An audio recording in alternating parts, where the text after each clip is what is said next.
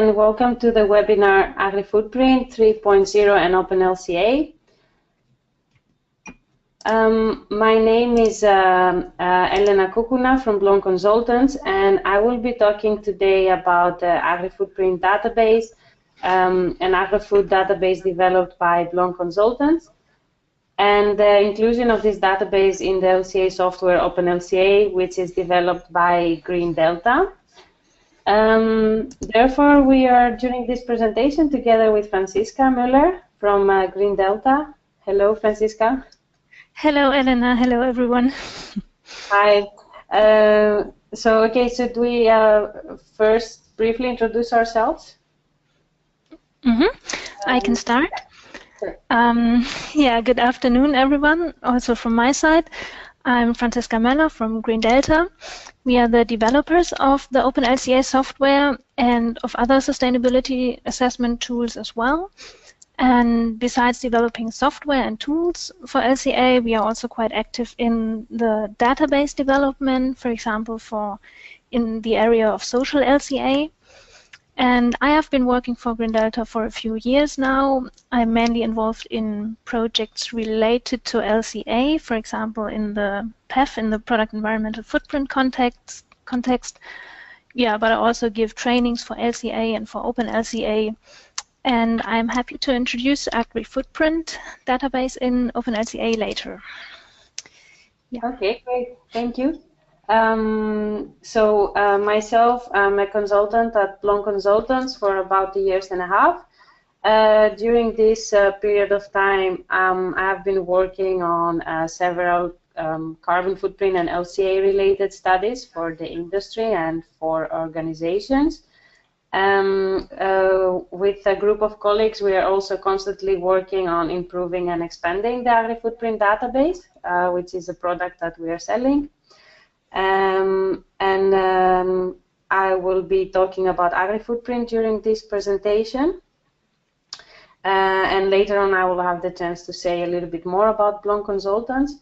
That brings me to the agenda for today.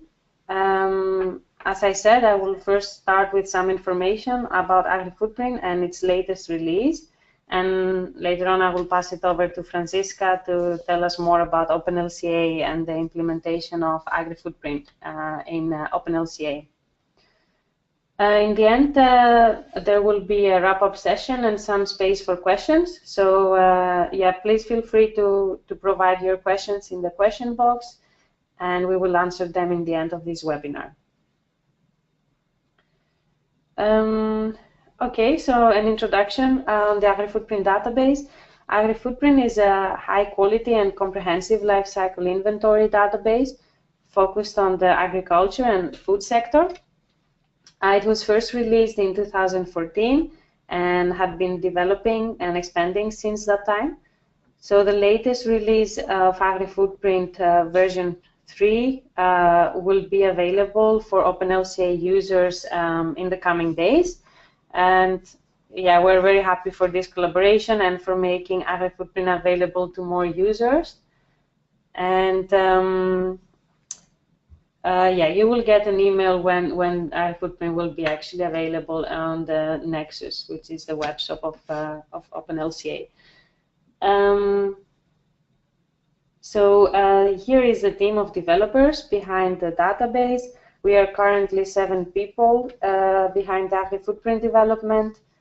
And now a few words about our company. At Blonk Consultants, we are a team of 11 people in total, and we are internationally involved in the sectors of sustainability, environment, and health. We advise businesses, governments, and other organizations on environmental and sustainability issues facing the agri-food sector, while we are also active on the optimization of diets in terms of health and sustainability. So our activities are research and consulting, the performance of carbon footprinting and LCA studies, but also the development of tools and databases, and we are also organizing trainings and courses. And all this you can find visiting our website. So Agri-footprint database is one of the products that we have developed, and we have been also extensively used in several projects. So as I said earlier, the first release of Agri-footprint was back in 2014. And yeah, so what was the motive behind the Agri-footprint development? Firstly, and most importantly, I would say, there was and there is still the need to facilitate transparency on environmental issues and to sustainably transform food supply chains. However, a food-specific LCI database did not exist at that time, and that was indeed a driving force for such a development, of course. And on the same time, the need for an agri-food database was further encouraged by the fact that 25% of all LCA studies are agri-food related, while the development of the product environmental footprint project by the European Union also supported the need for a good quality agri-food database even further. So finally, in the past, there was no opportunity to publish company-specific data, but with such a database, companies could also disclose their data now. So all these driving forces led to the development and the eventual release of Agri-footprint. Okay, so a little bit on the content of Agri-footprint. Agri-footprint 3 includes more than 5,000 products and processes. So there you can find the cultivation of different crops in different countries, processed crops and intermediate products, as well as feed compounds and food products, and also animal production system processes. In the database, there are 3 allocation options available, so mass, energy, and economic allocation. The impact of land use change is also fully integrated and calculated based on the direct land use change assessment tool, which is a tool developed by Blonk consultants. Transparency is also an important thing in the LCA community, and Agri-footprint is a transparent database with publicly available documentation. Moreover, Agri-footprint has been critically reviewed by external parties. So, for instance, the version 1 was reviewed by RMIT University, and the version 2 was reviewed by RIVM. Agri-footprint is also consistent with life cycle impact assessment methods such as ILCD and recipe method. It is a database that is widely accepted and used by the food industry, the LCA, and the scientific community, as well as by governments worldwide. So what can one do with Agri-footprint? You can use it for carbon footprints, hotspot analysis, environmental product declarations, product environmental footprint screening studies, comparative or non-comparative product life cycle assessments, and you can also use Agri-footprint for defining sustainable nutrition. And finally, there are frequent updates dating back in 2014 with the first release of Agri-footprint in CIMAPRO. In 2015, we had Agri-footprint version 2, and earlier this year, we released Agri-footprint version 3, which will become also soon available in openLCA, and we are actually planning by the end of this year to release the 4th version of Agri-footprint. So I have prepared a simple illustrative example of how this database is structured and how it can be used.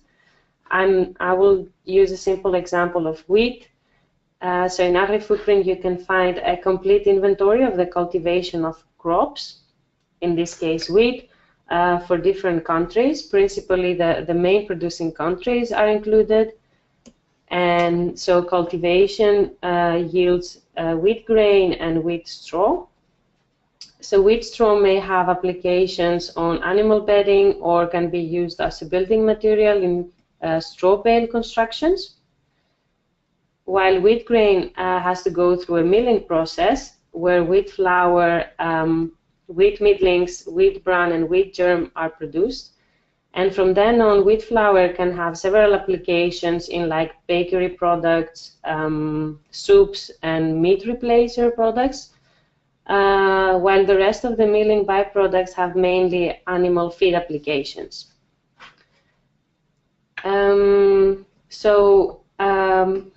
What can somebody find in Agri-footprint in terms of data?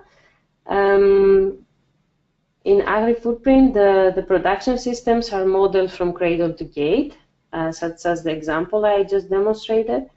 With regards to data quality, the data is coming from company-specific data or from extensive literature review.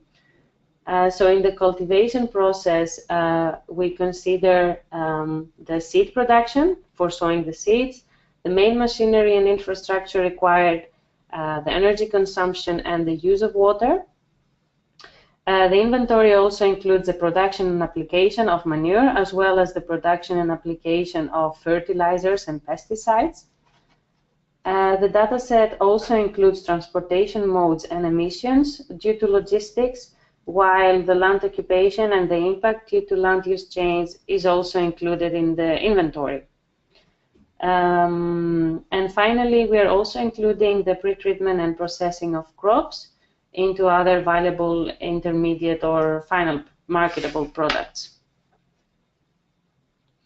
So in regards to the geographical scope of Agri-footprint, most of our data sets are coming from the Netherlands. This map gives a good impression of the geographical coverage in Agri-footprint. So the minimum coverage with light gray towards maximum coverage with a dark green color. This table gives another overview on the amount of products found in Agri-footprint. So we are currently including approximately 1,000 crop country combinations for 3 different allocation methods, and including also the seed productions. Moreover, approximately 500 of them are intermediate products, so products from processing. And we also include approximately 8 feed compounds and 163 food products. And finally, 4 animal production systems are included in Agri-footprint.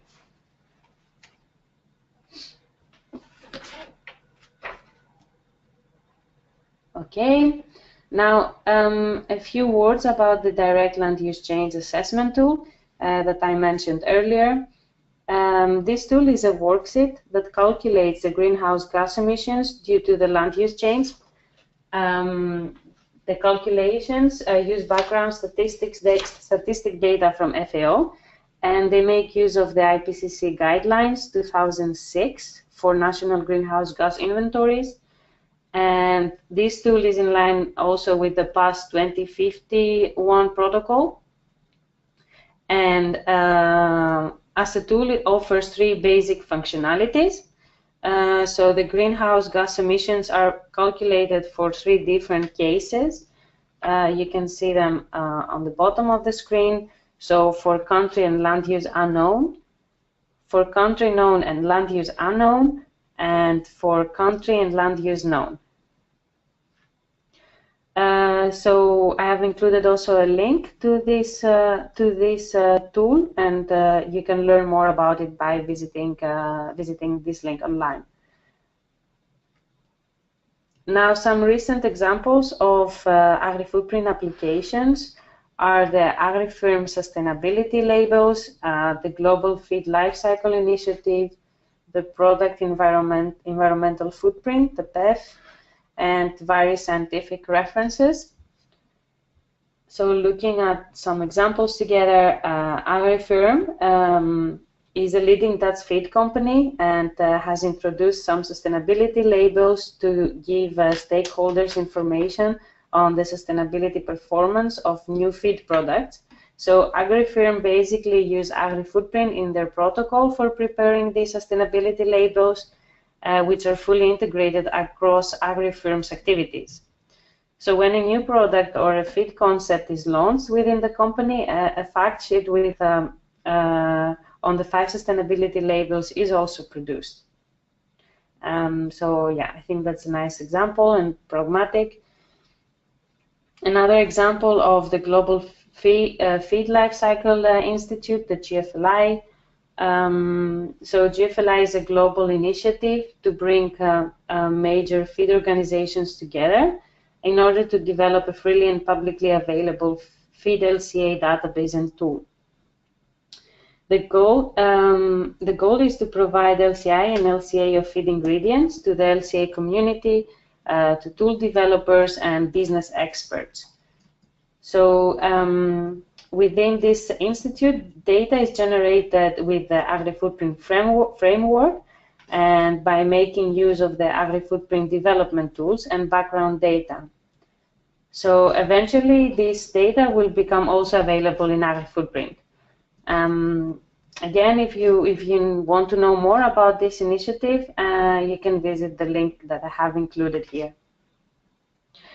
So I think, yeah, this brings me to the end for now, and I will give the floor to Francisca, who is going to tell us more about Green Delta and openLCA. Now I will pass it to you, Francisca. Yeah, thank you very much, Elena. I will now share my screen.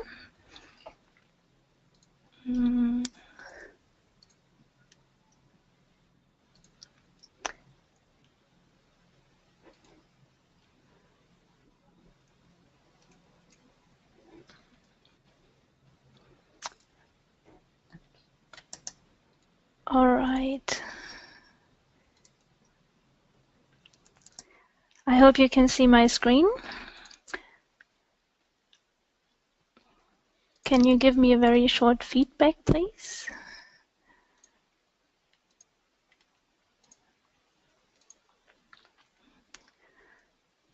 Perfect. Yeah, I will now continue with the Agri-footprint database in openLCA.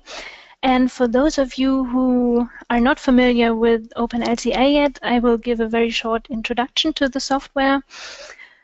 openLCA is a free but professional software for life cycle assessment. It is quite powerful and has a lot of features, so it doesn't provide only the features that you would expect from a normal LCA software, but you also have a lot of advanced features, such as the possibility to do regionalized LCIA or calculate data quality indicators and many more advanced features. It is it has the broadest selection of relevant LCA and LCI databases available, which can be purchased or downloaded through our Nexus website, which is basically a web shop for LCA databases that we provide for the software. And openLCA has been developed by Green Delta since more than 10 years now and is completely open source. That means that you can view the source code online, and you could even contribute to the further development of the software. What can you do with the software? Basically, you can do the classical life cycle assessment, but it is also possible to conduct social life cycle assessment studies with openLCA using social LCA databases, for example. And you could also do life cycle costing and, of course, all other related assessments such as carbon and water footprints. And it is also possible to use openLCA in the PEF context or for environmental product declarations, for example. Here are some functionalities within openLCA. One feature that is quite nice is the graphical editor that can be used for creating the network of processes graphically or manually in this editor. But there is a second option for creating the network, which is the automatic creation. which is similar to how it is done in CIMA Pro. Whereas the graphical modeling would be the way networks are created in Gabi, for example. Of course, you can also use parameters in openLCA on different levels. This is quite helpful if you want to do sensitivity analysis. And parameters are available within processes or within product systems. You can also use them for comparing different products or systems. And you could even parameterize an impact assessment method. We provide impact assessment methods for free for openLCA. They contain most of the relevant methods that you would expect for calculating your impacts, such as the recipe, CML, use talks, etc. And they are not included by default in the software, so you would need to download them first and import them into your database. For analyzing your impacts, we have a lot of graphs and diagrams and tables in the software that help you understand where the impacts come from and what they mean. I will also show you this later in the live demo. So how do you get openLCA? You can go to the openLCA website, and there is a downloads area where you can download the software. There are two options how to download. First, you can use the installer version, which means that you actually run the exe file and install the software. But if you, for example, don't have administrative rights on your computer, you could also download the zip file and run the application from the zip file. And it is available for Windows, Mac, and Linux.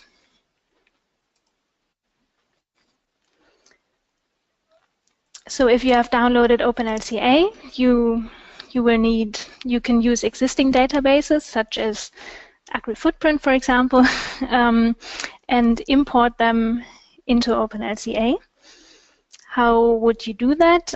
If you open the software, there is always the navigation pane on the left side, and you would right-click there and select Restore Database, and then choose the file that you have downloaded from the Nexus website, which is already in the correct format, and you will have the database in the software. All databases in openLCA have the same structure, so you have different folders which come in different colors and contain all the elements that you need for modeling.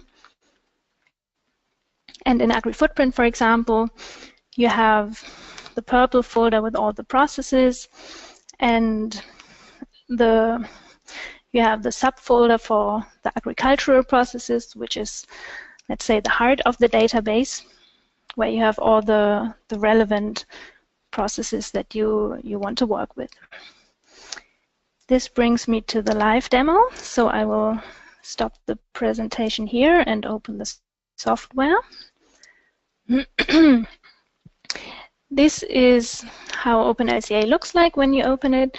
I've already imported the Agri-footprint database, and I will open it by double-clicking on it. And as you've seen already, you have the processes folder with all the processes included. And you also have other processes, not food related, but you have water, electricity, transportation, etc., which is also available here. Let's look at one more concrete example. Let's say I'm interested in soybean oil. I can use the search function at the top right, and I type soybean oil, let's say in Brazil. And here I can filter where in the database which elements I want to search for. I could, for example, search for, if I'm interested in the product, I can search for flows, which will search the product flows. And I see let's take the first one, the crude soybean oil. which is economically allocated. And here I have some information on the product, gross energy, for example, or the dry matter. And I can go in the section used in processes, and I see, okay, this product is produced by one process within the database, and it is also consumed in another process. So let's look at the production process. And if I open this process, I always have the allocation method in the name of the process. And I have the process description here on the system boundaries and etc. And the production technology, the description can be found here at the top. And then I have some more information here on geography, for example. And then let's have a look at the inventory with the inputs and outputs. You can see that the main input is 1 ton of soybean, and you have also some drinking water, some electricity, then a bit of waste, and you have 3 main outputs, one of which is the product I'm interested in, the soybean oil. In the next tabs, you can have some administrative information, who create the dataset, and some information on the modeling and validation. So for example, you see the cutoff rules or information on the allocation rules. And then this dataset is not parameterized, but very important, you have the allocation factors here in the allocation tab. So you see for the product I'm interested in, the crude soybean oil, around 40% of the impacts should be allocated to this product. And then you also have the factors for the other byproducts. As for each allocation method, you have a separate process in the database at the moment. These factors are all the same here. So these are the economic allocation factors, because this is the specific process for economic allocation. And yeah, this is something we might change in the next release to make it more fitting to openLCA. But yeah, at the moment it also works perfectly like this. So I have here all the economic allocation factors. Let's say I want to calculate the impacts for this process now. How do I do this in openLCA? I always need to create a product system from process. So I do this right now.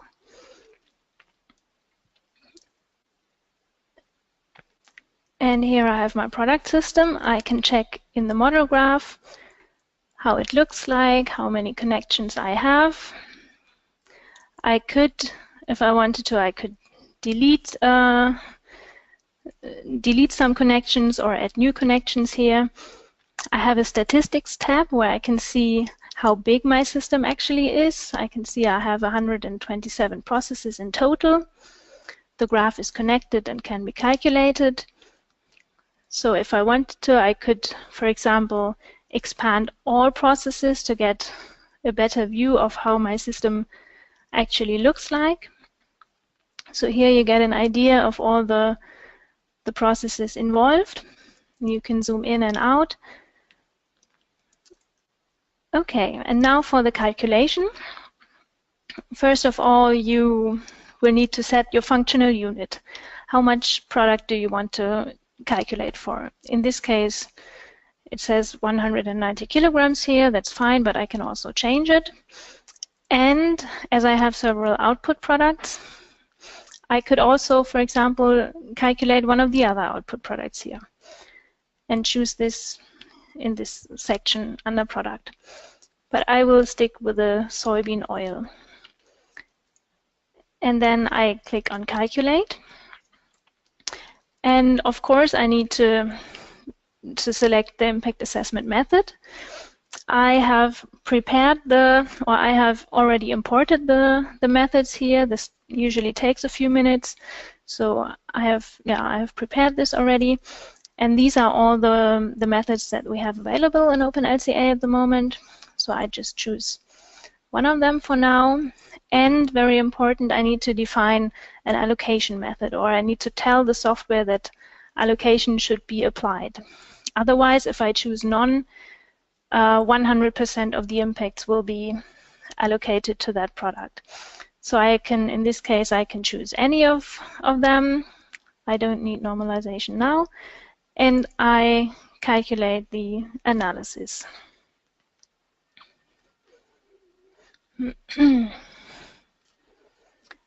And I have my results here. Let's go directly to the inventory, where you have all the inputs and outputs aggregated or calculated for the whole system. And for each flow, you can see where does this flow come from, for each input and output flow. And you also have a list of the total requirements, which means that for each process that occurs in your system, you will see how much of the product is needed to fulfill the functional unit, the 190 kilograms of soybean oil. Then on the next tab, you have the impact analysis, which is basically your LCIA results. And here you can sort, for example, by amount the columns, and you can dig down further for climate change, for example. If I'm interested in that category, I can see the main process that is contributing to that category is the soybean production, with most of the impacts come from that process. And I can even open here and see which are the flows that are contributing. And I'm also reminded of the impact factor that is assigned to this flow.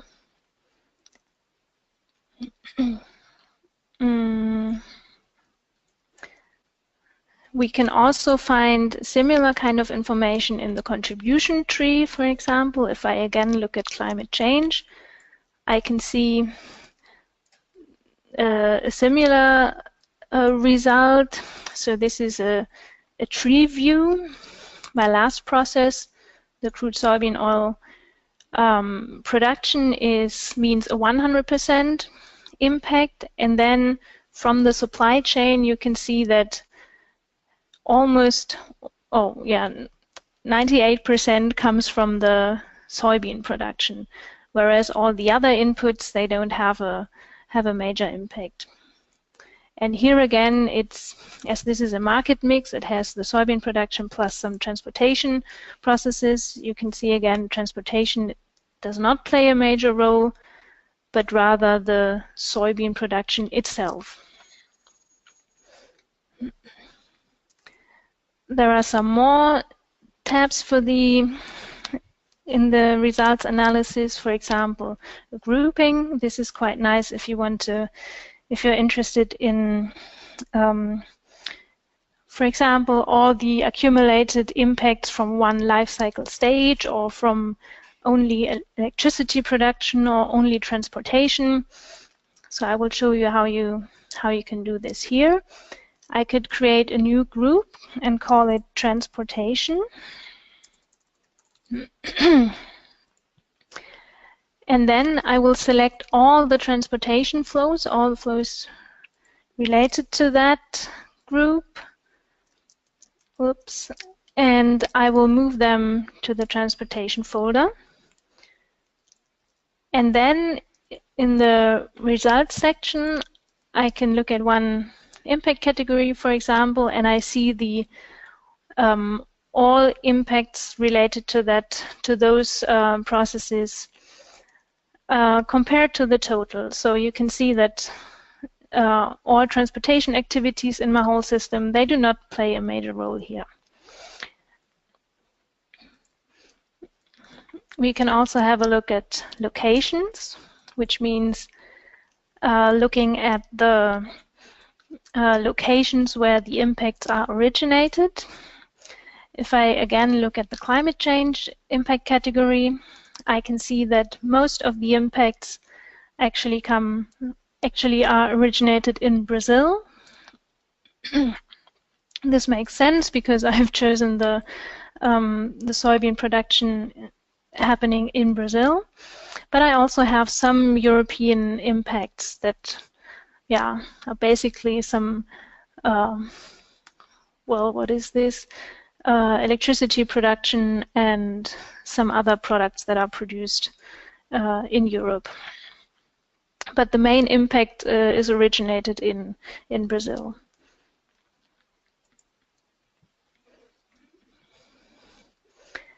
Similar to the information that you get in the contribution tree, you also have another chart here that also shows the impacts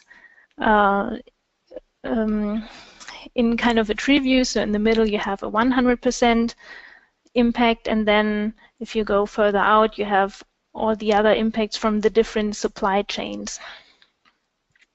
And we also have a Sankey diagram where you can zoom in and zoom out and see the different contributions of the processes. So now let's say we have only looked at the economically allocated process.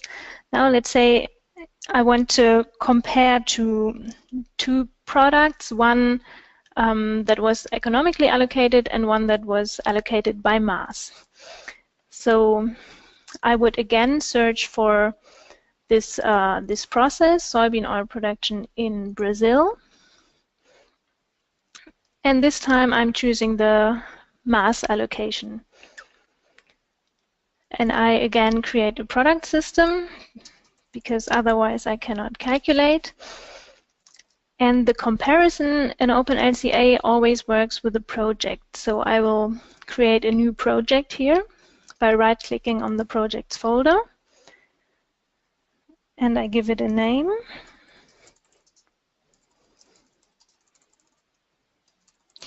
Comparing allocation methods for soybean oil production in Brazil.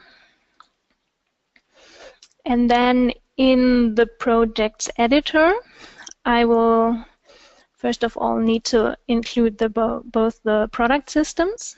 First the economic one.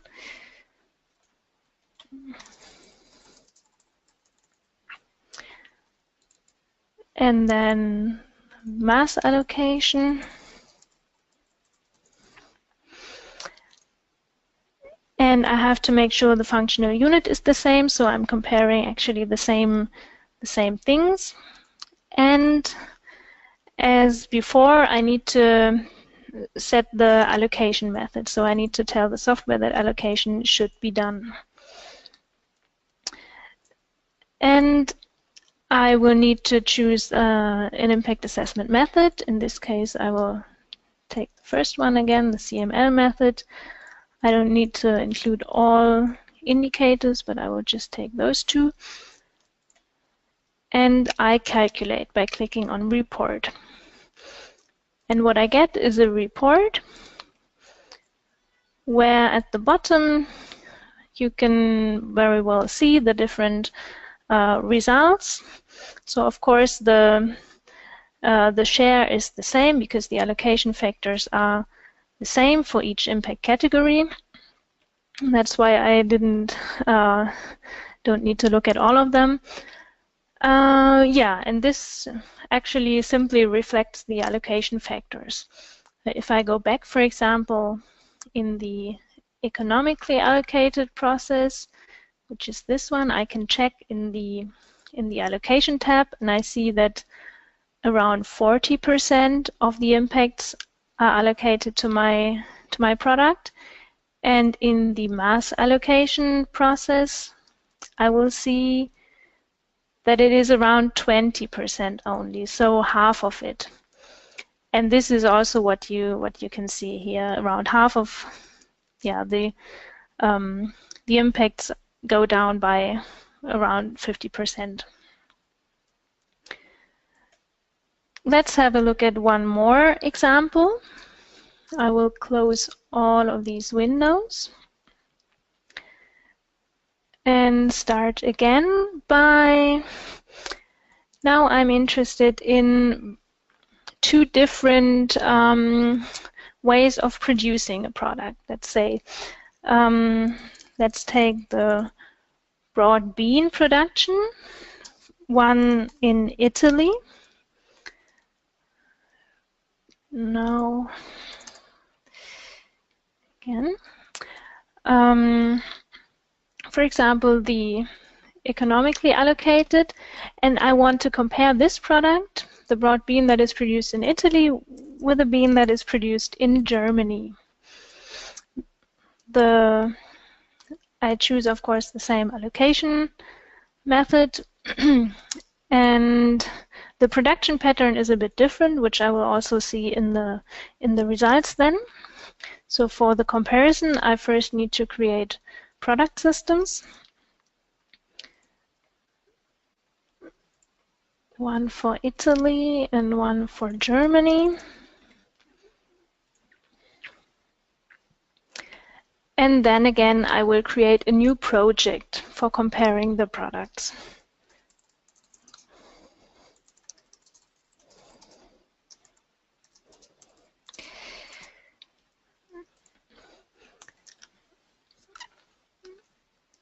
And this is the same as before, so I include both product systems in this section.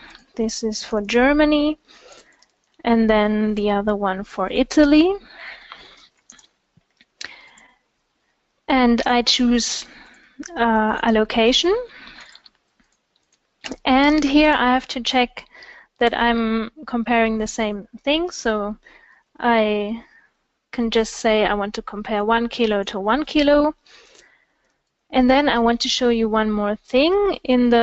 As the report is something that is quite flexible, and you can define yourself how it should look like. You can go to the report sections, and here you see all the sections that are included by default. You can delete them, you can move them up or down, and you can also add a new section, which will be added at the bottom then.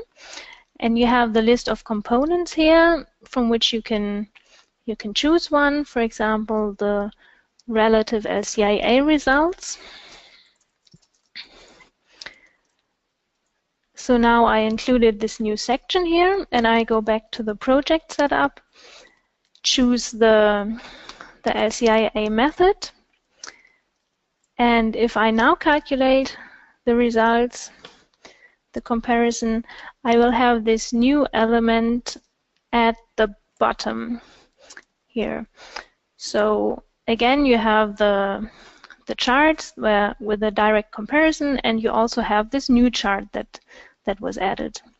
And you are free to add some more text. You can translate the text, for example, to another language, and create your personalized project report, so to say. Yeah, I think this brings me back to the presentation. I hope you got a short overview of how the database works in openLCA, and of course you are free to ask any questions. And yeah, if you are interested in the database, you will find it on our Nexus website in the coming days. We have the license prices agreed on already. I think I will now hand over to Elena again. So I will make you moderator, Elena. Thank you, Franziska. Great. Okay, very interesting demo. I'm learning also a lot now about openLCA, so It's very insightful and nice to demonstrate for people that are not users also.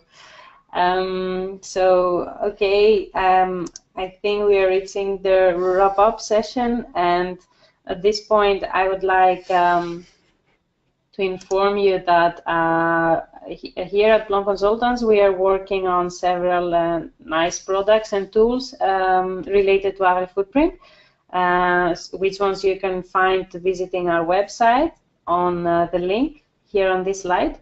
Via this link you can also download for free a list of processes found in Agri-footprint. The list is looks like the one displayed on your screen. So this is probably interesting for you to get an insight on what kind of processes you can find in Agri-footprint and for which country. Coming to the end, I would like also to announce that we are currently working on the Agri-footprint version 4, which we expect to release at the end of this year, and which will also be available in openLCA, of course. And in that version, you can find company-specific data from Evonik, as well as USDA data. We're also planning to expand our capital goods, and we will also expand the animal production systems, and will include the seafood data sets. So we are very excited actually for the development of the database towards more what is needed by the LCA community. And yeah, we are always welcoming new collaborations. So if you have any data to share or any ideas to share, you are very welcome to contact us. And yeah, at this point, I think there is some time for questions. There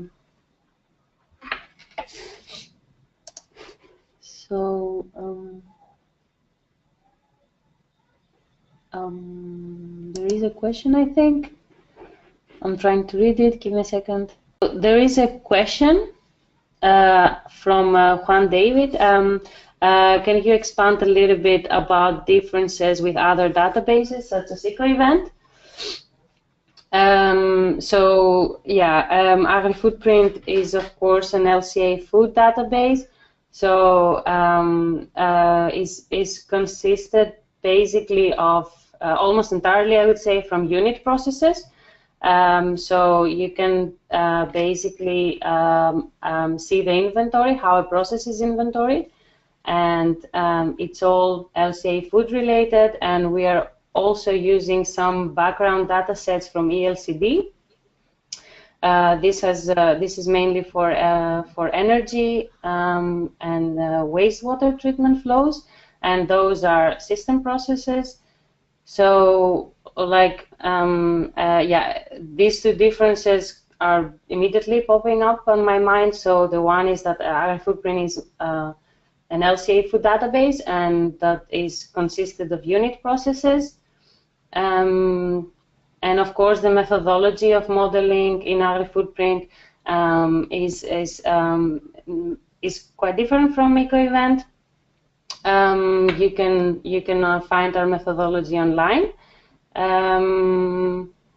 So I think that's about it. Of course, there are also some differences on the way we model fertilizers. So in Agri-footprint, you can find fertilizer production as is, so a fertilizer product as is, with a given content on NPK values, for instance, while in EcoEvent, the fertilizer products production systems are mostly referring to the element. So nitrogen, either nitrogen, phosphorus, or potassium. Yeah, and I think there are methodological differences, and the way the database is being structured are the main differences basically between EcoEvent and Agri-footprint. So yeah, I hope that is clear.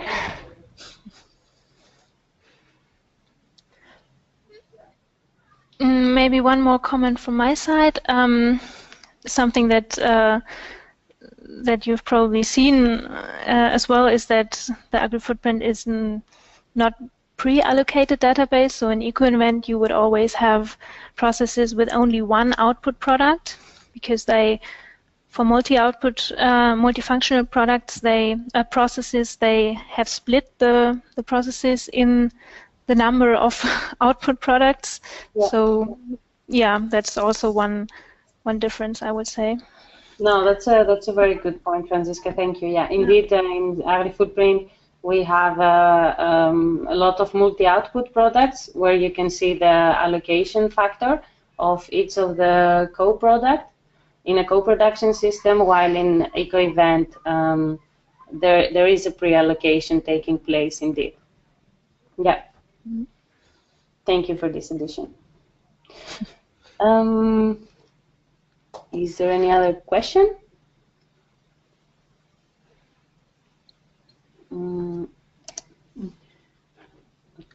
Okay, good. Yeah, there is no other question. Of course, yeah, you're welcome, Juan. So if there is any other question, you can always, of course, reach us via email, and we are very happy to answer any question you may have. And yeah, at this point, thank you very much for being here. Thank you also, Franziska, for this presentation, this joint presentation. Thank you too. And yeah, let's keep in contact via our websites and social media.